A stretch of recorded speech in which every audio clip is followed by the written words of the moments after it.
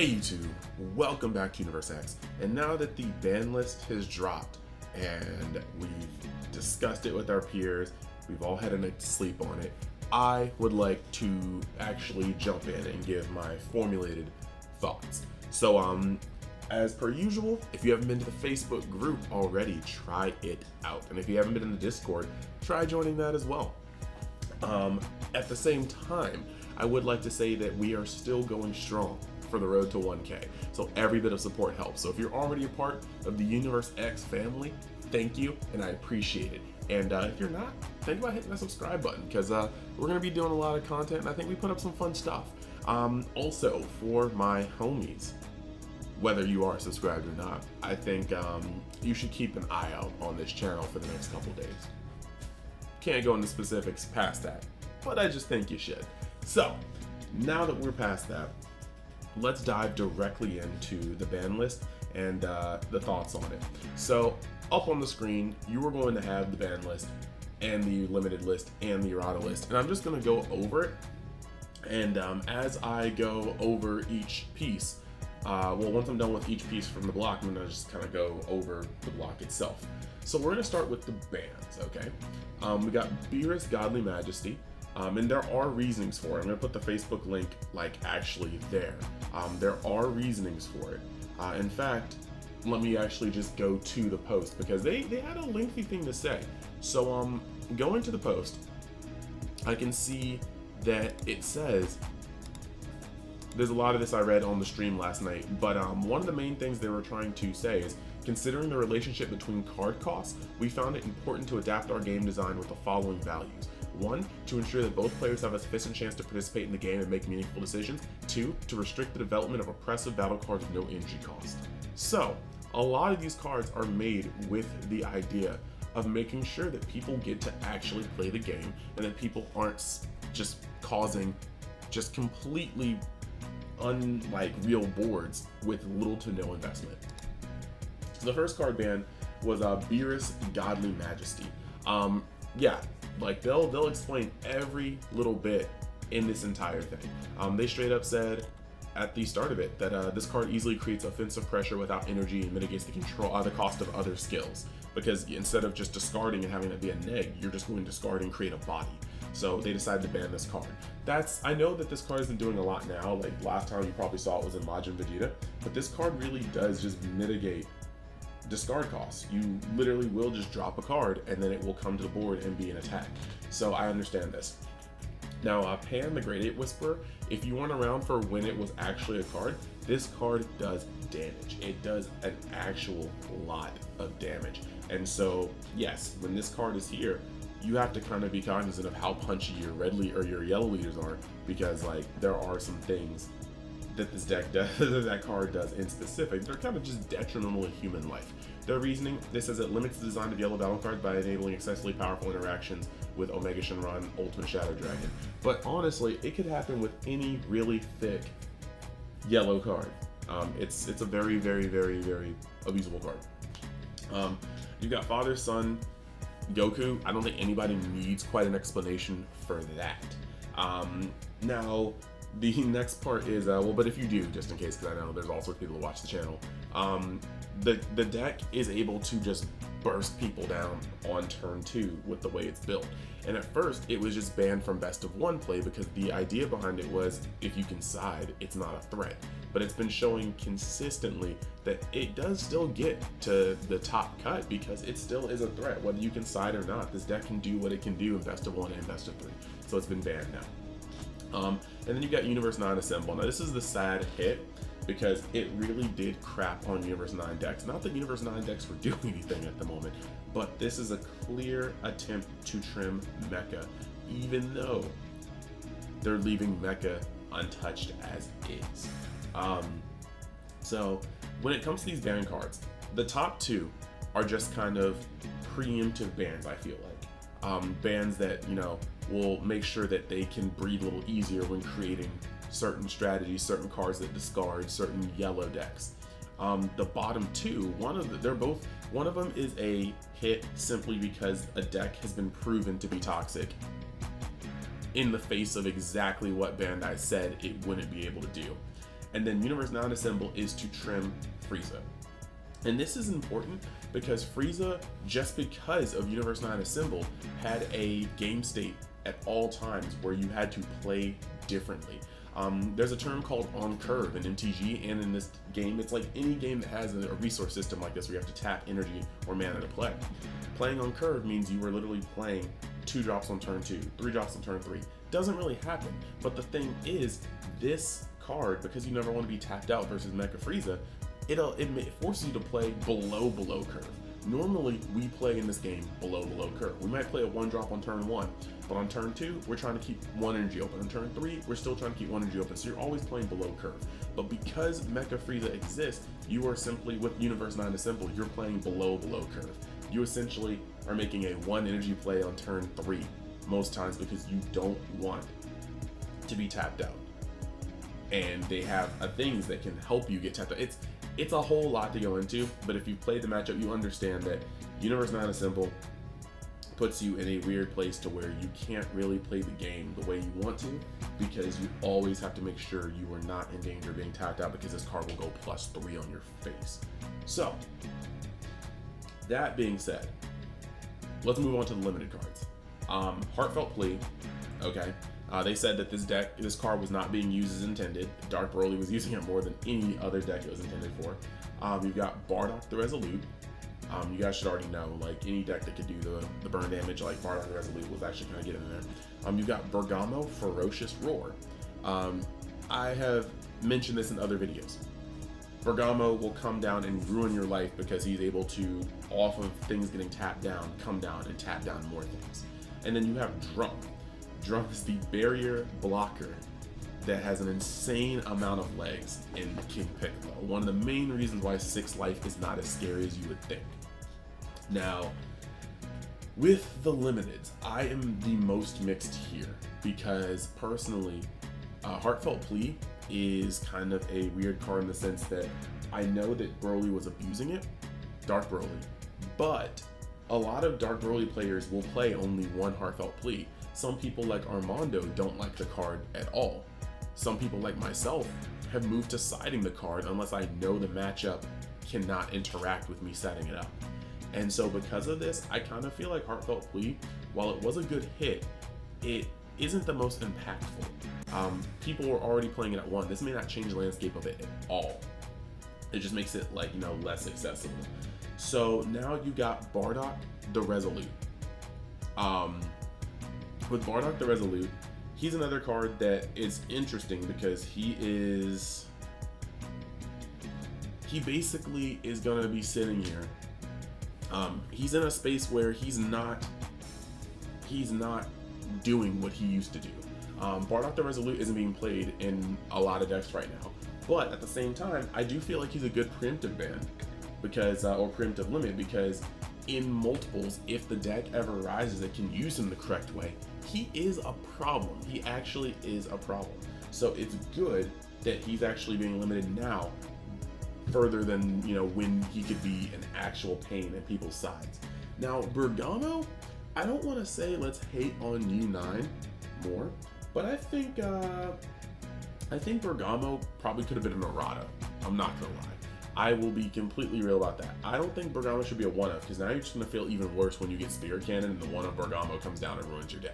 And the deck doesn't draw as much without U9 Assemble, but I still just think that Bergamo could have stayed at 4 in my opinion, but Bergamo needed a U9 leader. That's my take on it. I think actually Universe Non-Assemble and Bergamo could have just gotten eroded to say you need a U9 leader, and they would have been that much better. So maybe in the future we see U9 Assemble come off the ban list and automatically be put as a U9 leader. I think that would have just been a better thing. Now Drum is the main impactful hit on this list by far, because King Piccolo, its main defense. Now King Piccolo can still play a free blocker. That's still a thing that can happen. But Drum is just that card, if you couldn't remove it, it was hard to swing over it. Drum just went in. And I think now without Drum, King Piccolo doesn't have the impregnable defense against decks like Dark Broly. They have Violent Rays, but if you don't see Violent Rays, you're not going to have Drum preventing yourself from getting booty touch. So, the next cards we have here would be the Errata cards. we've got Cell Zeno, okay? And Cell Zeno is an errata that shakes the entire landscape of the card. Cell Zeno got its quad strike moved to its auto. So now, unless you have 5 energy, he does not have quadruple strike. And that means that all the times where Cell Zeno, like I spoke about it before, Cell Zeno was so busted because it didn't matter whether you played it on turn 2 or turn 5. He was disgusting. But he was either great or he was better. But now, Cell Zeno cannot be dropped out early in the game and still be great. Like, he's still a 40k for free with Deflect, but he's not going to take 4 life at one time on turn 2 when your opponent's on 1 energy. He's just not like that anymore. So with Cell Zeno being like this, he actually kind of turned more into a mid-range / control boss instead of a aggro top end and a mid-range boss and all this stuff. So next we're going into Cat Blow. It was errated to have limit 1. I'm not mad at this. Personally, discussing it with friends, I felt like Invoker has 2 win cons and you have to play differently to avoid each one. If you try to avoid being low enough on life to be cat blowed, which you can't avoid to a degree, you can be cat blowed for almost all your life in 1 turn. But if you try to avoid being cat blowed, it doesn't matter. Victory Strike will end you on Apex. But if you try to gun them down and accelerate your deck to try to kill them before Victory Strike can happen, Cat Blow will destroy you from your 4 life. So I don't like the fact that both win cons were on 2 different spectrums and you can only really effectively fight 1. So Cat Blow being limited to, or having limit 1 now, is going to make the deck actually mechanically sound in terms of how you play against it. Majin Quickening got turned so you had to have 3 energy. That's just going to prevent Majin Vegeta decks from bursting you down on turn 1. Between Cell Zeno, or turn 2, between Cell Zeno going to its new change and Majin Quickening changing, you will not be able to burst people down on turn 2 anymore with that deck.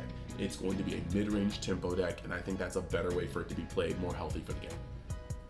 Vegex on its front side and its back side are no longer burst 5s, they are burst 3s. And for anybody that doesn't think that's enough of a hit, for now at least, understand that you can Vegex skill twice in 1 turn, or twice in over the course of 2 turns, and that's a 5th of your deck, versus twice over 2 turns and only being 6 cards out of your 50. That is a huge thing. You think of that over 3 turns, you Vegex ability for 3 turns is 15 out of your 50 card deck, versus 9 out of your 50 card deck. It is going to be a change. It's going to slow down the deck, and it's going to make Vegex a burst 3 leader like almost every other deck in black that has that effect. So it's definitely going to change the landscape. I think Vegex still might be one of the better ones just because it has the burst draw on both sides, just because you're able to, do things with your unison. I think that Vegex will still be a premier black deck. It just will not be overwhelmingly disgusting, and they probably will be able to make black decks that rival. You have Dark Broly, and Paragus the Corrupted.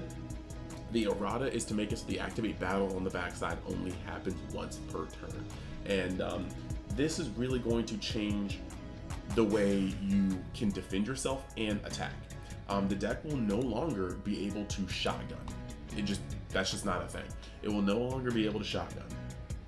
And on top of no longer being able to shotgun, it won't be able to defensively shotgun.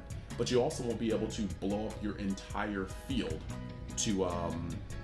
you won't be able to blow up your entire field in order to keep recycling your swings. So we're gonna get into that a little bit later, but yeah. And then on top of that, you're not going to be able to have all of your tapped swings become defensive power. So Dark Broly lost a couple of things. So the last thing is Black Smoke Dragon, which was changed just so that you can not abuse it in the future. They know what they're printing in the future, so they're just making it so it's not as accessible. And then the Videl Errata was errata, so it can be played correctly. So where does this leave us for this current format? Honestly, you guys know the top dogs, okay? You have Debro, that's been in the limelight for quite some time. You have Mecha Frieza, that's been doing some ignorant stuff for quite some time. And then you have the Pref-free decks, okay? Vegex is interesting because I honestly think Vegex and Debro are right up there. Vegex can do some ignorant things. But now that this ban list is here, when it comes to the top decks, Debro still can have the offensive momentum that it used to have. The one thing that's different is that it can't organically get rid of its field and then keep producing those bodies. But as people I've seen before, people use cards like Belmod to clear your board and then continue going in again. You can still dump zeros from your hand, they're just not going to add on to combo, and then you can proceed to just try to build there. So I think that Dark Broly can still run over people, but I also think that Dark Broly has chinks in its armor where it can be killed on turns where you thought you were okay. Your awakening turn is normally where you feel like you're okay, but I think I might go into a deeper video on Debro post this. So we'll talk about that more later. When it comes to Mecha Frieza, some people may just see Xeno Cell getting hit, but know that Mecha Frieza was using Kai as well often. The Bergamo is definitely a hit, but Bergamo was a game closer. You're not really stopping some of Mecha Frieza's mechanics. Bergamo is just the way that the game could just get closed out very hard. Now, Universe 9 Assemble, yes, that's a huge gap. That card was a massive plus. So not being able to use it as a massive plus will slow down Mecha Frieza. But more importantly, without U9 Assemble preventing you from making risky, aggressive plays, you can now press Mecha Frieza in ways that you would never dream of doing because it could lead you to a tapped out situation and then getting blown out. So that's actually a huge position. So I think Mecha Frieza is still very powerful, but Mecha Frieza and Dark Broly will now be able to be attacked in ways that you could not before, which may not drop them from tier 1, but will let other decks creep into tier 1. That's honestly my thought. King Piccolo hasn't seen as much play lately, but King Piccolo is definitely still a viable threat. More so than viable threat. King Piccolo is tier 1, I still believe. Drum was not enough of a hit to move it, but it's enough of a hit to once again make it easier to punch into. So King Piccolo, Mecha Frieza, and Broly kind of got into places where they can die easier, but they're still offensive threats. Vegex, only time will tell. Burst 3 may be enough of a difference from Burst 5 to make the deck not where it needs to be. Invoker lost its burn condition, and because it lost its burn condition, you can now focus on a strictly better way to not get victory swung on. And because of this, Invoker may be on its way out. I do have to see, but I think Invoker could be on its way out. It's just not the same. It doesn't have that pincer double win con anymore. So yeah, this is very interesting. I think decks are going to be much more likely to go to turn 4 now, and that's where most of the money is in these plays coming from this new set. So I'm very happy to see that our games are going to be a little bit longer. Now, blue, you can see on this list, did not get touched. There is a single blue card, and it's blue-red. Blue did not get touched. Then again, blue is in a very awkward space. Blue was strong, but not strong enough. Now, Baby is a weird deck. Because Baby, everybody's saying that Baby just destroys the format now. Lots of people are going off that assumption, but I'm just gonna put this seed in your head. We're gonna revisit it later. Baby has an uncontested late game. If the game gets to late game, Baby will never lose in the current format. However, no decks were running late game cards because nobody's trying to pay 5 or 4 for anything to blow the game wide open. If you look at lots of the cards that take 4 to 5 energy, they come with deflect, they come with double strike, triple strike, they come with good effects. And these effects aren't things that we normally see in the game because we're not willing to get that far in the game. The game is too fast for it. However, if we get to a point where we're consistently getting to turn 5, turn 6, and the game is still going, people are going to start running in-game bombs. And if you're running in-game bombs, I just think that Baby will not have that same uncontested late game. So we're going to be able to see what we can do with that. But with that being said, before going into other videos, I just wanted to let you guys know what my thoughts are on the ban list, errata list, limited list, and I'd like to know your thoughts in the comments. So as per usual, if you like the content, think about hitting that subscribe button, hit that notification button, hit that like button, let me know in the comments what you think. And like I said, keep your eyes peeled on the channel for the couple days, because while I can't give more info, I think I got a treat for you guys. So, thank you guys for watching, and I will see you guys the next time you decide to join Universe X. Later.